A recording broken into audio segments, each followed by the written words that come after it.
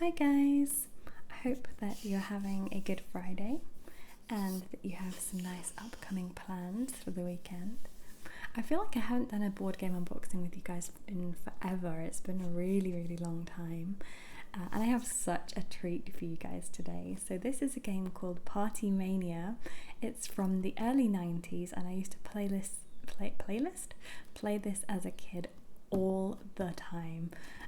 And now I play it kind of on my birthday, and my birthday's coming up in about a week, so I dug this out and I thought I would definitely have to show you. So I'm going to unbox it, set up the board and tell you the rules as far as I can remember them, and just talk a little bit about the VHS as well. It's a similar kind of gameplay as Atmosphere, the game that I showed you guys quite a while ago. But it's not as adult as that. Obviously this is for teen girls. If you recognise this game, you're probably just as excited as I am, but if you've never seen this before, then you probably weren't a teenage girl in the 90s, which I wasn't a teenage girl in the 90s. I was a teenage girl in the early noughties, but I guess I just had this game from a younger age. So if you have a look at the box, it's like the typical 90s background aesthetic, but because it's early 90s, it's kind of reminiscent of the 80s a little bit, especially the music that you get on the VHS tape that plays in the background. It's so nostalgic. Even if you've never played this before, you would definitely get nostalgia playing it because of the era. I don't know who this guy is. He's definitely not on the video, but I guess they just used him for the box. So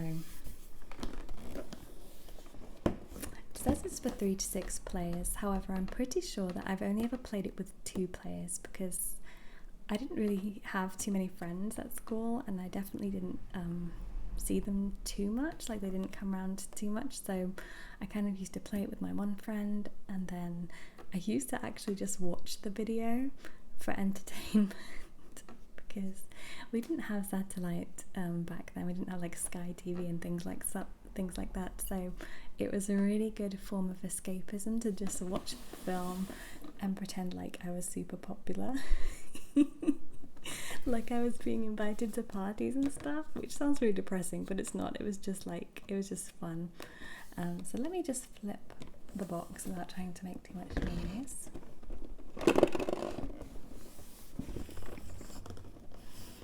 So I'm going to read you the information it's got on the back here. Mania, the frantic, frenzied video board game. Tonight's the big event. It's Saturday night and it'll soon be time for the Keller twins' party. Everybody's going to be there, but you can't go until you've finished all your jobs around the house and your mum's checked that you've done them properly. Your best friends, Becca and Tanya, are going, and so are the school heartthrobs Max and Luke. Will you be ready for the party in time? The race is on as you set the clock at 10 a.m. and have until 6 p.m. to complete your chores and get yourself ready too, of course. But time passes fast in this frenzied game. Just as you complete a chore, the phone will ring. It could be Becca, it could even be Max or Luke, or it could be Mum or the dreaded Schlumper brothers with another chore for you to do. Play Mania alongside the video, keeping an eye on the clock and listening out for instructions. Shuffling the cards and throwing the dice mean that every game is different. You never know what will happen next. Have a frantic, frenzied Saturday. Make sure you get to the party and have a fabulous time. It's so funny. The characters in the VHS are just brilliant. There's just, here it depicts them playing the game, so you can see they've got this set up. They've got this amazing box style TV on its classic wooden TV stand and the VHS player there. I wish I had a setup like this. I do have a video player, but I only get it out when I need to use it. But it would be really nice to just have a vintage kind of setup with like a PlayStation, like a PS1 and stuff. I'd love that. These are some of the things that you see during the runtime of the tape. You've got your countdown, well, It's not a countdown, it's kind of going up to 6 p.m. There's your Aunt Franny, and there's your best friend Becca. I'll tell you a little bit about the characters in just a second. So let's flip it back over. And I'm going to unbox it and show it to you.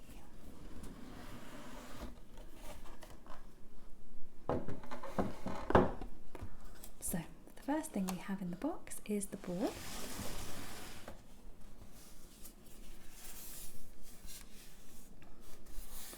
And it's super colourful and really easy to navigate. It's not half as difficult as Atmosphere. It's not quite as stressful and intense at the end, because obviously in that the gatekeeper is trying to really sabotage you towards the end because you're not supposed to win. But this is kind of a kinder approach. So towards the end of your time, people who pop up on the screen will be telling you to get rid of your chore cards and to pick up a token and things like that.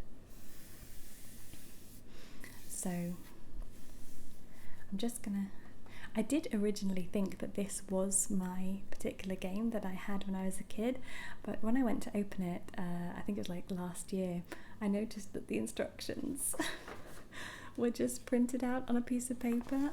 So what I must have done is misplaced my old original game over time and then just repurchased it, because I went through a phase quite a few years ago wanting all my childhood toys and games and figures and things back, and I bought some of my games. So sadly this is not the original, but it's still an original. It still has that old board game smell, like, you know, when you open a board game and it just has like a cardboard type smell, a bit like when you open an old book. It's kind of like that. Here is the classic VHS tape. Obviously you can just look these up on YouTube. If you don't have a VHS player, you can just play them. That's kind of what we do when we play Atmosphere. You do have ads though, which kind of ruins the atmosphere, funnily enough. There's nothing quite like using the original VHS, and especially if you have to adjust the tracking, if you know what I mean.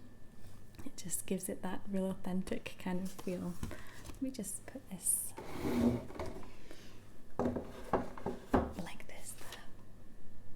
So that's the VHS that you put on in the beginning, and Max and Luke, which are, they are so stereotypical, they will pop up at the beginning. They're in the middle of a busy mall and they'll tell you the instructions on how to play the game. They're basically fighting over you. They both want you to come to this party so they can, you know, hang out with you, dance with you. And they're so funny because the way they talk is really stereotypical as well. They're kind of like, hey dude, oh my god. Like, that would be awesome, bro. They're really literally a couple of like chads. And personally, even though you're supposed to, you know, the aim of the game is to get to the party, I actually think that if you fail, the outro is so much better, because there's these two brothers called the Schlumper brothers, and they're supposed to be geeks, you know, like proper hardcore nerds.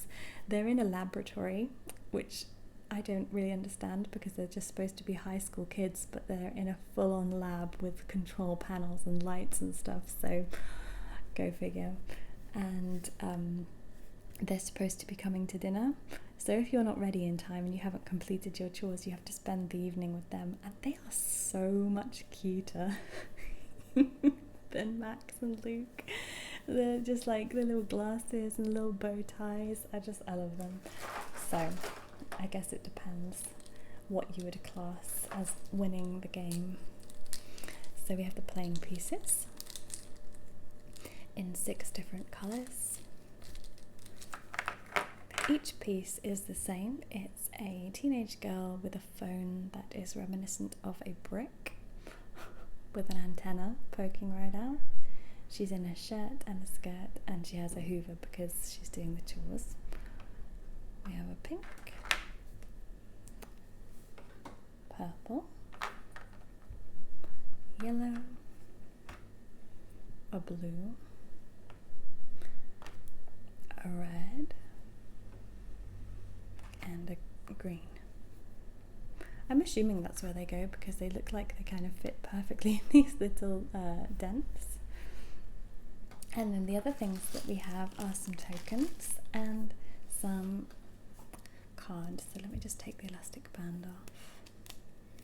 Oh my goodness, this feels like it's really on its last legs. It's probably from the 80s. So you have chore cards, which make up the majority of the card stack. And they go here, where it says chores. And then we have note cards, which are going to correspond with a time depicted on the screen. Place those there where it says notes. And then finally you have the mum stamp of approval cards, which you'll only use when you've completed your chores and picked up your tokens.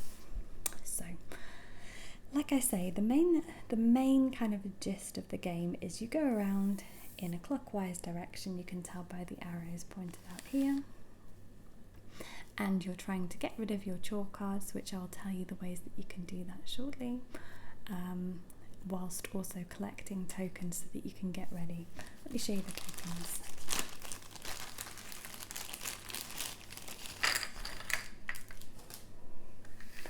So I believe you have 6 different things that you need to do in order to get ready. Of course, you need to choose the perfect party outfit. You need to make sure your hair is done. Pick out the right matching pair of shoes. Paint those nails.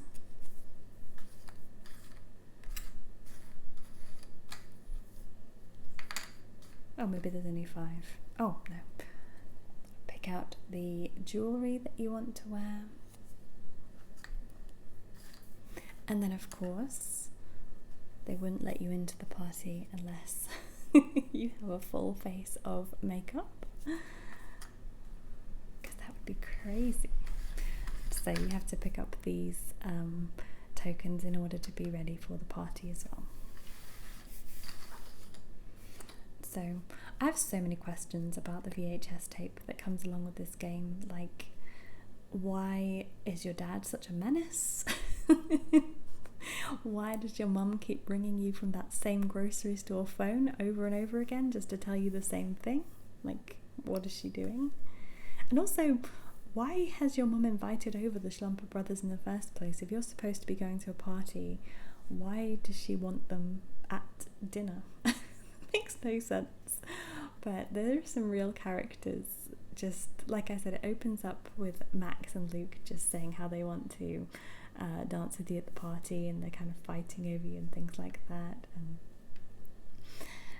And then the game begins, and every so often the phone will ring or the doorbell will chime, and you'll have to stop playing, and whoever's go it is will have to listen and act accordingly depending on what that person says. So I'm going to read you the rules, my hand printed rules here, but I'm going to go quite slow about them so it's not overwhelming, and I'll just explain in more depth about what you actually have to do. So, the goal of Party Mania is to go to a party being held by the Keller twins at 6 p.m. Before you can go to the party, though, you must complete any chores you've been given and collect the 6 get-ready tokens representing makeup, jewellery, outfit, shoes, hair and nails.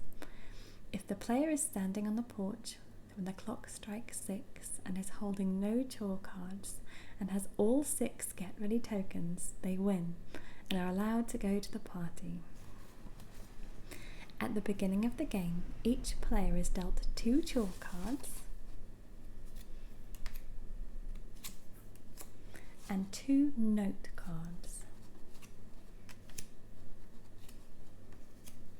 Chore cards represent chores that the player must complete before they are allowed to attend the party. Whilst every player begins the game with 2 chore cards, they may pick up additional chore cards during the game by landing on special board spaces, receiving them from opponents, or being instructed to by the video element of the game.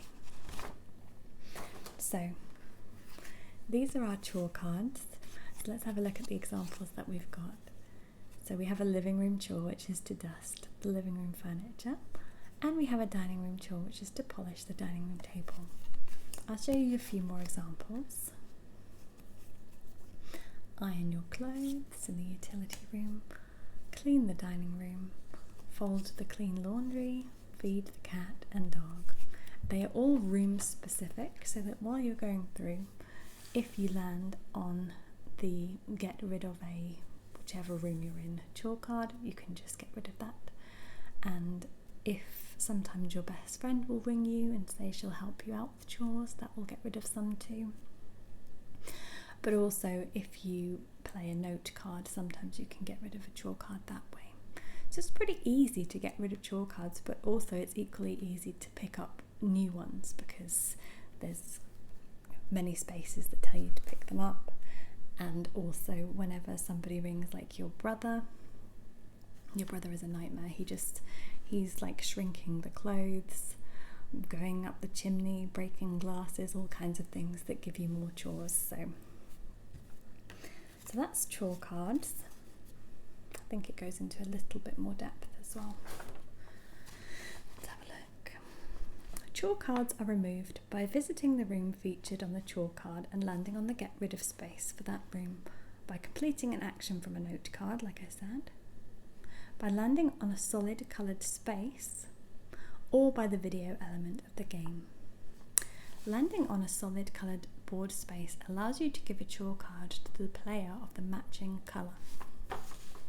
So if I'm pink and somebody lands on this space, they can give me a chore card. Note cards feature timestamps and a topic to act out. When the game clock shows the time indicated on a player's note card, they must quickly pick a partner and try and get them to guess something that the active player silently acts out. If the partner is able to guess correctly, then both players may discard a chore card. It is possible to collect additional note cards during the game. However, since note cards may only be used exactly once per game, it becomes more and more likely that additional note cards may be entirely useless. So basically what this means is there will be a timestamp. So this one you probably would not pick up in time to use because obviously this is quite early on in the game, but maybe this one you could use. Most of the things are pretty easy, so this says pick a friend to guess, then act like a tennis player. Pick a friend to guess, then act like a duck. Pick a friend to guess, then act as if you are making a phone call, and pick a friend to guess, then act like a pig. So they're pretty easy again to act out and to guess, and then you both get to discard a chore card. So that's pretty good.